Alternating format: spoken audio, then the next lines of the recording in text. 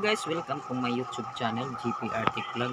So mayroon tayong gagawin guys na isang TV na ang problema niya ay walang display. Mayroon siyang power guys pero walang display. So ngayon ang pangalan niya ay Tecno Tamashii. Ayan guys. So ngayon nung try ko sinaksak wala siyang display dito guys. So ito yung gagamitin niya sa supply. So ayan, ito yung adapter na ating gagamitin. So ito ay input niya guys 110 volts to 20 volts. Auto volt to guys. So ito ay 12 volts 0.5 maximum. So ngayon saksak natin itong adapter na siyang magsusupply sa ating TV na board. Ayan. So nasaksak na natin itong adapter na ating sa kanya ng TV. So ngayon ito na guys. So ito ay isaksak dito guys kapag magsukat na tayo sa tester. So ngayon umpisahan natin magsukat ng tester guys. So ayan guys, tingnan nyo yung ating tester at saka yung backlight. Yan yung LED lights niya standby guys. So kapag ino-on ko tong TV na guys, yung kanyang standby, so mayroon tayong masukat na yung 5 volts niya guys ay mag-drop. Ayan. So power on ko itong TV. Ayan. So ayan guys, nag-blink na yung kanyang LED indicator. Ayan guys, nakikita nyo. So nag-blink na yung kanyang LED indicator guys. Ayan. Ayan guys. So hindi na mag-supply, hindi normal yung kanyang supply guys. So ayan, nag-blink yung kanyang supply, yung LED indicator guys. So ngayon ito try natin, bunutin natin tong kanyang adapter. Ayan, bunutin natin. Ayan, bunutin natin guys. Tapos i-check natin. Check natin itong kanyang power supply guys, adapter. So ayan, zoom in natin. I-zoom in natin guys. So tingnan nyo guys yung kanyang supply. So dito dito sa 12 volts guys. Ayan. So tingnan yung tester ko. Ayan. Ayan guys. Ayan guys, tingnan nyo.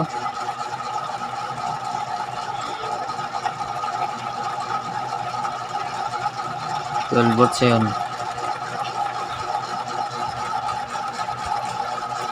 Yan, 12 volts.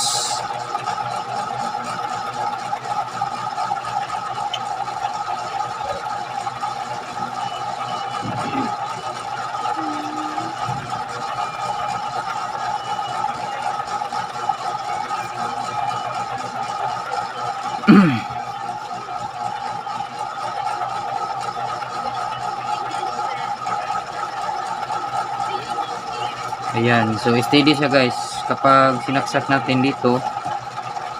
Ayan. Ayan guys, kumukurap-kurap yung kanyang LED indicator. Ayan, nag-blink yung kanyang LED indicator guys.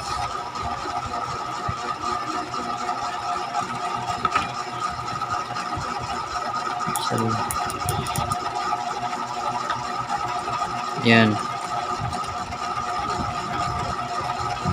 So, ganyan yung problema niya guys. Yan. So, hindi na normal yung kanyang supply. Kapag i-check natin dito sa kanyang supply dito guys,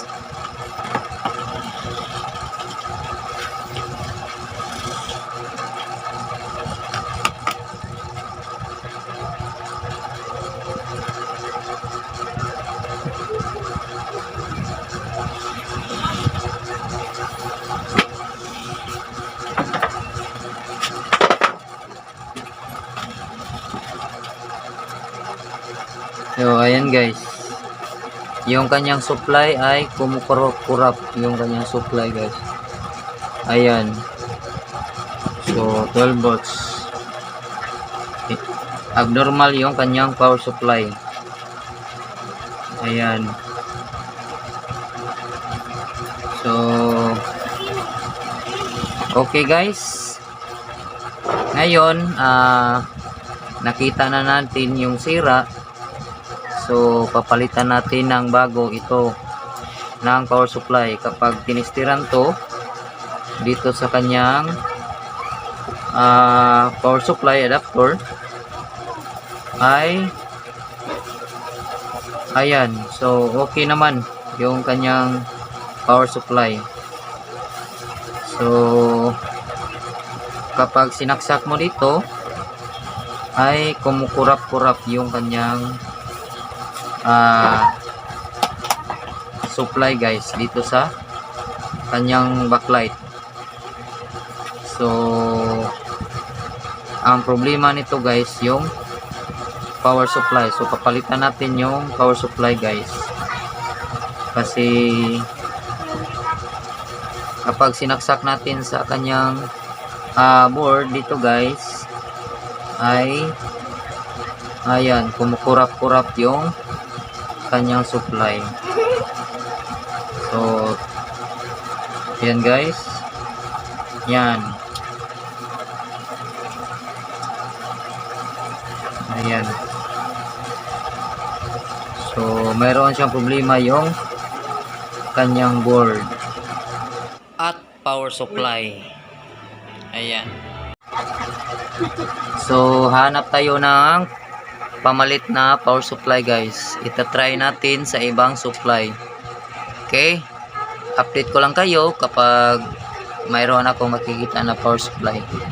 So ito na guys, muling nagbabalik. So mayroon tayong nahanap na isang power supply na magkapareha lang yung ang kanyang shape guys, yung forma yung. So ayan, ito yung luma sa kanya, ito yung luma na ang kanyang original pa to na power supply guys. So ang ipapalit natin dito na power supply ay itong katabi niya guys. So kasi ito naman ang sira, so ito yung ating ipapalit. So itong hinawakan ko ay bago na natin nakikita. Dito na nakikita ko sa bahay guys. So ngayon 100 yung 12 volts yung kanyang supply guys. Pareha lang sila, pero ito ay 2 amperes to 2 amperes to. So ito ay 1 ampere yung kanyang dati na power supply. So ayan, so ngayon ito ay papalitan natin ng power supply. Ito yung ating ipapalit at ito yung luma sa kanya. Ito yung ating ipapalit na bago. So ngayon i-transfer natin yung cable wire niya doon sa isa guys na bago, kasi itong cable niya ay sira. So mayroon siyang putol na tinipan lang natin. So yung dati na power supply dito natin ipapalit kasi maliit yung kanyang dulo sa kanyang saksakan ng board guys. So ito yung ating ipapalit doon sa ating nakikita na power supply guys. Ayan. So ito ay hindi makapareha sila ng terminal sa AC guys. So ngayon wala na to, hindi na to pakikinabangan guys kasi sira na to. So ang gagamitin natin yung isa na ginagamit natin guys. So ngayon ito na yung ating pinagpalit na bago. Ayan, so ito yung ating gagamitin para mag-supply dito sa kanyang board dito guys. So ito yung bago na nakikita natin na power supply. So ngayon mag-try tayo, mag-supply natin, supplyan natin to at i-check natin yung kanyang voltahe para malaman natin kung gumagana na ba siya guys. Kasi feeling ko sira yung power supply niya. So ngayon ito na atin ang itatry at sukatin natin yung kanyang voltahe sa kanyang board. Kasi dati nagpa-fluctuate yung kanyang voltahe guys.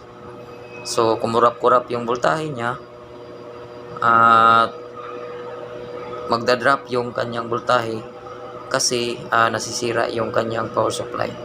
So hindi madadala niya yung supply sa kanyang dito sa kanyang board.